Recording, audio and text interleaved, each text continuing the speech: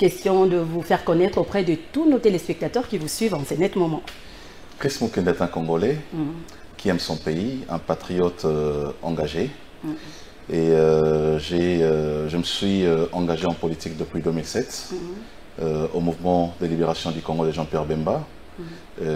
Ensuite, j'ai évolué avec Jean-Lucien Boussa au sein du CEDER, parti politique dont j'étais membre fondateur.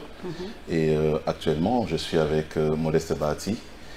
Et donc voilà, je suis secrétaire national en charge de la propagande au sein du parti de Modeste Bahati et communicateur de l'Union Sacrée.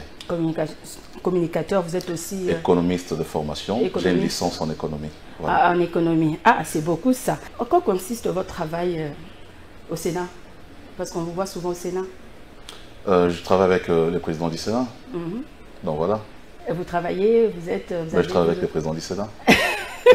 Ok, donc si je comprends bien, vous êtes de l'AFTC. Alors vous êtes un homme politique, mais un journaliste a été détenu, conduit en prison par un autre journaliste. Avez-vous un petit commentaire? Parce qu'on indexe aussi les politiques, il paraît que ce sont les politiques qui divisent les journalistes. Je ne pense pas. Je crois que c'est juste un problème entre journalistes et qu'il ne faut pas mêler la politique dedans. Yves Bouya, ce n'est pas seulement un journaliste. Pour moi, c'est un ami, c'est un frère avec qui on a fait un parcours important. Depuis que je travaille avec Jean-Lucien Boussa, c'est aussi parmi les journalistes que Boussa a consulté à l'opposition. Donc nous avons des relations harmonieuses, d'intime, en tout cas convivialité. Et je déplore ce qui lui est arrivé. Et je pense qu'au niveau de votre organisation, de votre corporation, vous aurez à trouver une solution. Je ne voudrais pas vraiment me mêler dans les débats entre journalistes, parce qu'on est politique. On collabore, on est partenaires, hein, journalistes. Justement, j'ai dit... Et maintenant, aujourd'hui, les journalistes se comportent comme des politiciens. Et... Voilà, il ne faudra pas se rendre compte. Hein, il faut... Moi, j'ai appris que dans la vie, il faut multiplier le nombre de ses amis, il faut soustraire le nombre de ses ennemis. Voilà, donc ce n'est pas important de pouvoir chaque fois additionner, multiplier le nombre des ennemis dans la vie, parce que d'où viendra les drames, vous ne pouvez pas le savoir. Donc il faut multiplier le nombre d'amis, le nombre des alliés, c'est important dans la vie. Bon. J'espère seulement que... Nous lui souhaitons bon courage. Bon courage, à Yves Bouya. On est ensemble. Hein. Article 14 nous demande d'être solidaire vis-à-vis d'un confrère qui est en difficulté. Voilà, et c'est pourquoi donc, je reste solidaire à mon confrère Yves Bouya. Force à toi, on est ensemble. Alors, désignation d'un juge constitutionnel au Parlement. Comment vous expliquez l'échec de Bahati qui n'a pas réussi à faire, passer son candidat juge, et c'est lui porté par le président Bosso a été désigné? Non, je crois que vous travaillez avec Bahati, tout ça, tout ce qui s'est passé au Congrès là? Non, je crois qu'il ne faudrait pas individualiser les débats sur les délégués du Sénat à la Cour constitutionnelle. Il faut dire ici que la victoire, aujourd'hui, c'est la victoire du Sénat. Parce que vous savez, l'Assemblée nationale voulait imposer un juge qui était député national, alors qu'au niveau de la Cour constitutionnelle siègent déjà 2 juges qui sont des natures députés. Donc il fallait garantir l'équilibre institutionnel en proposant un autre candidat en remplacement d'un candidat qui a été désigné par le Sénat de Léon Kengo Adondo. Donc en toute logique, il revenait au Sénat de pouvoir suppléer au cas de suppléance du décès de M. Mongoulou. Donc malheureusement, je crois que pour des agendas politiques, il s'est fait que le président Bosso, qui certainement était aussi dans une sorte de stratagème contre Modeste Bahati, parce qu'il faut rappeler ici que Mongoulou a été sénateur pour les comptes du MLC. Pour le MLC, ils ont considéré que Mongoulou devrait être remplacé par un autre sénateur MLC. Malheureusement, le MLC au Sénat n'a aucun sénateur élu de la Mongala, parce qu'il fallait garantir aussi la géopolitique. Il fallait que l'espace géographique de la Mongala puisse recouvrir sa place au sein de la Cour constitutionnelle. Malheureusement, au Sénat, le MLC n'avait pas un sénateur de la Mongala. Ils sont descendus maintenant à l'Assemblée nationale. Parce que l'article de la Constitution, l'article 158, qui parle de la représentation, parle du Parlement. Donc pour les MLC, ils se disaient, bon, on peut aller même chercher un député à l'Assemblée nationale. pourvu que les sièges qui ont été réservés au MLC soient préservés, malheureusement. Donc, nous, dans notre conception, nous disons, le Parlement, ce n'est pas une chambre. Le Parlement, c'est 2 chambres. Le Parlement, c'est un Parlement bicaméral. Donc, il était question, dans les cadres de garantir l'équilibre institutionnel, que la personne qui était la mieux indiquée pour siéger à la Cour constitutionnelle soit un sénateur qui remplace un autre sénateur qui était décédé. Voilà tous les débats. Donc, il s'est fait qu'au niveau du Sénat, on a suppléé à la, au cas de décès de Mongoulou. Le Sénat a tenu une plénière. Au bout de la plénière, le Sénat a désigné le remplaçant. Les remplaçants qui devaient représenter le Sénat à la Cour constitutionnelle. Malheureusement, comme j'ai dit, à l'Assemblée nationale aussi. Son candidat caché quelque part, il a proposé... Les problèmes, ce n'est pas Bahati. Les problèmes, c'est le Sénat qui devait avoir un candidat. Mais le Sénat est constitué de qui? C'est constitué des partis politiques, des regroupements politiques. On ne dit pas que la personne qui doit aller là-bas ne doit pas être du parti de Bahati. Ce n'est pas dit. Ce n'est pas dit. D'autant plus que la Constitution a prévu, à l'article 158, que les juges proviennent du Parlement. Au Parlement ne siège que le politicien. La personne peut être du MLC, peut être de la FDC, peut être d'ensemble, peut être d'autres partis politiques. Je ne trouve pas d'illégalité, dans la mesure où, même si celui qui a été désigné était membre du parti politique de Modeste Bahati, la Constitution n'est pas contre. Le Sénat est fait de politiciens. Il pouvait être dans notre parti politique. Mais ce qu'il fallait, c'était remplir les critères. Les critères, il faut être magistrat, il faut être juriste, il faut avoir une expérience politique de 15 ans. Voilà, donc la Monga s'est réunie, les députés de la Monga du Grand Équateur s'est réunis, ils ont proposé monsieur Mbonga qui a fait que, malheureusement ou heureusement, la personne soit du parti de Modeste Bahati. Voilà. Et c'est ce nom qui a été envoyé à l'Assemblée nationale. Malheureusement, l'Assemblée nationale a engagé un bras de fer pour un débat aussi simple que limpide. Mais comment avez-vous trouvé ces désaccords, ces bras de fer entre Mbosso et Bahati? C'était un peu du théâtre, Non, je crois que c'était des guerres désolant à la population. Un spectacle désolant. Traité de voleurs, escrocs, tout ça. Non, je crois que la désolation est venue de la barbarie qu'on a constatée dans les chefs des députés nationaux qui ont pourchassé le président du Sénat, qui l'ont agressé physiquement. Je rappelle ici que ces gardes-corps ont été touchés dans leur intégrité. Son directeur de cabinet se trouve encore présentement à l'hôpital. Il doit suivre quelques soins et un suivi médical doit être assuré. Jusqu'à ce point. Donc, pourquoi c'est dû à quoi? Je dis, ce qui est déplorable, c'est que ce ne sont pas des Kouloudans qui font ça. Ce ne sont pas les chèques de la rue. Ce sont des députés. Des députés.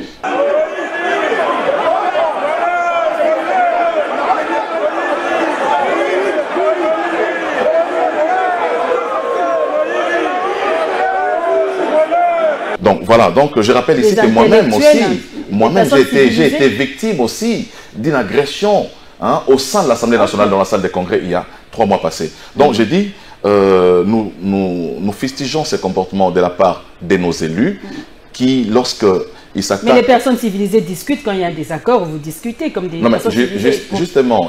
Et puis la position... Mais c'est déplorable. C'est comme ça qu'on dit, au-delà de la plénière qui a été tenue régulièrement, on dit qu'il y a un coup qui a été préparé.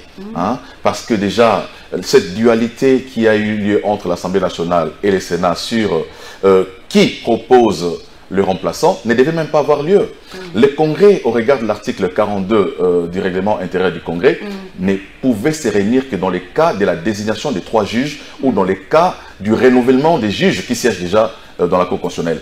Or, là, nous étions dans un cas de remplacement.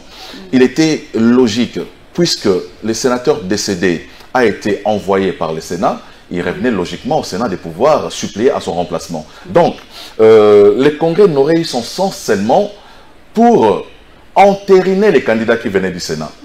Voilà, donc lorsque maintenant la commission qui a travaillé au niveau de du Congrès est venue avec ses conclusions, ils ont dit qu'on a apporté 2 candidatures. L'un n'a pas voulu désister en faveur de l'autre. Donc, il revenait maintenant au président de la séance, Modeste Bahati, de pouvoir confronter les deux pour qu'un désiste en faveur de l'autre. Ce qui n'a pas été obtenu. Donc, par sagesse, le président du Sénat a résolu, sur recommandation de la commission, il faut rappeler que c'était une recommandation de la commission, la commission avait demandé à ce que les deux noms soient envoyés au président de la République pour que celui-là, ces derniers, puissent arbitrer. Ce qui fut fait. Le président, il a conclu, il a dit que le président n'avait pas qualité. Comment ça n'a pas... Mais c'était les résolutions de la commission. Voilà pourquoi j'ai dit, c'était la décision de la commission qui a été mise en place, qui a demandé à ce qu'il avait qualité. Moi, je me suis dit, un juriste qui a dit qu'aucune disposition ne prévoit que le président soit, fasse l'arbitrage. Non, mais l'arbitrage du président intervient à chaque fois qu'il y a blocage de la machine. Au président des tranchées. Non, non, mais à chaque fois qu'il y a blocage de la machine, la Constitution dit que le président de la République, il est le garant du bon fonctionnement des institutions. Je rappelle ici que avant que le président du Sénat n'arrive à cette conclusion-là, il y avait déjà une résolution du Sénat qui avait désigné un autre candidat. Donc, le président Modeste Bahati ne pouvait pas prendre une orientation autre, une orientation qui viole la résolution qui a été prise au Sénat. Donc, par voie de sagesse, il a estimé qu'il était important de pouvoir envoyer les deux noms selon les recommandations formulées par la commission. C'est ce qui a été fait. Les opposants n'étaient pas d'accord, ceux du FCC ont quitté la salle parce qu'ils n'ont pas eu droit à la parole. Non, non, non, non, je crois que le débat a eu lieu, la commission a travaillé, il y a eu 2 pour, il y a eu 2 contre, et puis le président a levé l'option. Donc voilà, les débats s'est passé en toute régularité, mais ici il faut aussi dénoncer les caractères illégaux du congrès du samedi. Parce que le règlement... Mbosso avait organisé... Non mais, Mbosso a organisé un deuxième congrès qui est illégal et qui est inconstitutionnel, dont les résolutions ne peuvent être appliquées. Pourquoi? Parce que pour qu'un congrès soit considéré congrès, il faut que les 2 bureaux des chambres soient présents. Le deuxième congrès, là, on avait encore décaissé de l'argent parce que pour organiser un congrès... Ça, je ne sais pas. Ça, je ne sais pas. Mais Mbosso a considéré que la matière n'était pas épuisée, alors que le président du Sénat, il a levé la séance. Lorsqu'on lève la séance, ça veut dire que la matière est épuisée. Mais lorsqu'on dit la séance est suspendue, elle pourra reprendre plus tard. Mais là, nous étions dans un cas où la matière était épuisée. Et le président du Sénat a envoyé une correspondance au président de la République. Et pourtant, tous les deux sont membres de l'Union sacrée. Mais moi, je ne comprends pas pourquoi. Voilà pourquoi nous parlons Il y a un désordre à l'Union Voilà pourquoi nous parlons du banditisme. Nous parlons... c'est ça qui est sacré à l'Union. Nous parlons du complot aussi qui a été fait contre les Sénats, mais aussi contre les présidents Modeste Bahati. Lorsque nous considérons le fait qu'il a été pourchassé comme un vulgaire citoyen, il a été humilié alors qu'il est la 2e personnalité. Mais qu'est-ce que vous avez ressenti puisque vous travaillez avec Bahati? Non mais... Vous allez rejoindre l'opposition? Vous allez quitter l'Union sacrée? L'opposition c'est un choix. Parce que Bahati a été vraiment humilié. On ne fait pas l'opposition par saut d'humeur. Je crois que ce sont des questions d'État qui doivent être résolues au sein des institutions, mais aussi dans la plateforme Union sacrée où il faut appeler les uns et les autres à l'ordre. Il faut que l'Union sacrée soit effectivement structurée. Et je crois que les déficits de structuration au sein de l'Union sacrée dans la communication, aussi... vraiment un désordre, on déplore quand même. C'est un désordre que nous déplorons.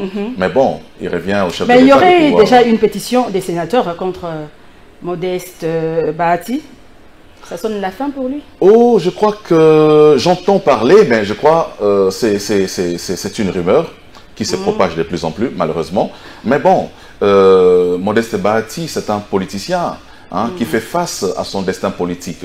Donc, il va pas se rétracter politiquement parce qu'il y a une motion contre lui. Donc, on assumera les conséquences de nos choix politiques. Donc voilà, s'il y a une pétition contre lui, il suffit que ça suive la procédure normale. Et il organisera lui-même la plénière. Et les climats entre les deux, Mbosso et Bahati, mais non, c'est bon, ça va? Bon, on ne sait pas estimer comment le climat se passe entre les deux, parce que depuis la plénière du vendredi, je ne crois pas que les deux se sont rencontrés. Donc, mais aussi le président Bahati, depuis dimanche, donc c'est M. Dieudonné qui a envoyé... Dieudonné, comment il s'appelle encore? Le juge C'est Dieudonné, hein? Manza. Manza. Donc, c'est lui qui est... Oui, mais en fait, il y a eu désistement d'abord. Monsieur Mbunga avait désisté. Oui, Monsieur Mbunga avait... Le samedi matin, le président du Sénat a fait un point de presse pour annoncer que les candidats Louis Mbunga avaient désisté en faveur de Manza. Donc, le président de la République ne pouvait que valider ce choix qui restait en lice. Voilà. D'accord. Alors, parlons de l'insécurité dans l'Est de la RDC. Hein. C'est vraiment l'actualité de l'heure. Conflit RDC-Rwanda, comment trouvez-vous le fait que le gouvernement congolais ait directement pointé du doigt le Rwanda comme celui qui l'agresse? Je crois qu'il était temps. Il était temps que le gouvernement de la République soit devant ses responsabilités parce que, vous savez, depuis des années, on a toujours indexé le Rwanda d'être derrière, mais il n'y avait pas de preuves aussi probantes, il n'y avait pas de preuves aussi tangibles que l'arrestation de 2 militaires rwandais sur le sol congolais.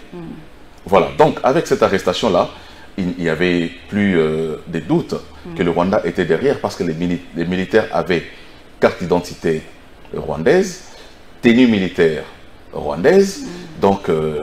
mais aussi avec la communication qu'on a suivie du côté Rwanda, qui disait que ces militaires ont été enlevés.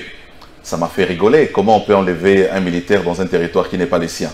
Donc c'était encore la ruse qui confirmait que le Rwanda est derrière ce qui se passe au Congo et que le Rwanda est le parrain militaire, les parrains politiques, le parrain financier de M23. Donc aujourd'hui, je crois que hier ou avant-hier, l'ambassadeur du Rwanda a été convoqué par le ministre faisant intérim, le ministre F. Bazaïba, pour lui signifier la position de notre gouvernement. Mais j'ai aussi suivi les déclarations que le ministre des Affaires étrangères a formulées de là où il est, pointant du doigt les Rwandais, mais aussi en fustigeant les faits ou en affirmant que le Congo ne va plus faire l'expérience du passé où on dialogue avec des personnes qui nous agressent pour qu'au bout du compte, il n'y aura pas de brassage. Même si aujourd'hui nous discutons, il n'y aura plus de brassage, il n'y aura plus de mixage, il n'y aura plus, c'est pas intégration au sein des structures politiques et il a dit haut et fort, sans embâche. Non mais justement, c'est ici les lieux pour moi, c'est ici les lieux pour moi de saluer la position du gouvernement congolais qui a pris une résolution courageuse, même si nous aimerions en tout cas, on aurait voulu. Il n'est jamais trop tard. Personnellement, je considère qu'il fallait, expulser l'ambassadeur rwandais, ce qui n'a pas été fait. Je considère aussi qu'il fallait rappeler notre ambassadeur qui est au Rwanda, mais je dis, le gouvernement apprécie mieux la situation que nous, parce qu'au-delà de cette guerre ou de cette insécurité, il y a des accords aussi commerciaux, des accords bilatéraux qui existent entre les deux pays. Il ne faudrait pas que nous puissions prendre une décision qui va asphyxier normalement la partie Est de la République. Parce que sur le plan, par exemple, du commerce, il y a une attraction entre les deux pays à partir de l'Est. L'Est est approvisionné par le Rwanda aussi, mais aussi vice-versa. Il y a des ouvriers qui viennent travailler chez nous, mais qui habitent à Gisenyi. Je connais personnellement des Congolais qui habitent à Gisenyi, parce qu'ils considèrent que le loyer est moins cher là-bas, mais ils travaillent au Congo. Donc, il faut tenir compte de tous ces aspects pour que le gouvernement puisse prendre des mesures qui ne vont pas asphyxier en réalité la partie Est de la République. Mais c'est déjà un bon départ, le fait qu'on ait pointé du doigt le Rwanda, mais aussi il faut qu'on se prépare à la guerre. Mais le Rwanda a rejeté en bloc toutes ces accusations. Mais quel est le jour où le Rwanda a accepté en cas d'attaque? Non, mais il n'y a pas de souci. C'est de son droit le plus légitime s'il faut réagir. Mais nous, au Congo, on doit prendre aussi des mesures qui permettent de sécuriser la population, des mesures qui nous permettent de nous préparer à la guerre. Aujourd'hui, il n'y a plus d'embarras, il n'y a plus de tergiversation à faire. J'ai dit, il faut que le gouvernement congolais se prépare à faire la guerre au Rwanda. Si Kagame dit qu'ils n'ont pas d'espace pour faire la guerre et qu'ils veulent amener la guerre chez nous, nous on dit aussi chez nous on n'a pas d'espace pour faire la guerre, on ira faire la guerre au Rwanda. Voilà. S'ils cherchent l'espace, nous on va les envahir chez eux. Mais savez-vous au moins pourquoi le M23 attaque la RDC? Pourquoi le M23 là s'accroche, hein? Non, le problème du Congo, c'est un problème d'exploitation des mines, des ressources. Vous savez, avec l'état de siège qui a été décrété par le chef de l'État, ça a mis en mal le pillage du Congo. Hein? Ça réduit la production du Rwanda en termes minéraux. Ça réduit leur influence. Ils ne savent plus entrer au Congo, piller comme ils le faisaient, mais aux accords signés avec qui? Vous savez au moins pourquoi Kamere a quitté l'Assemblée nationale? Mais là, vous nous parlez des prédécesseurs de Félix Tshisekedi. Hein? Je ne voudrais pas remonter les temps ici.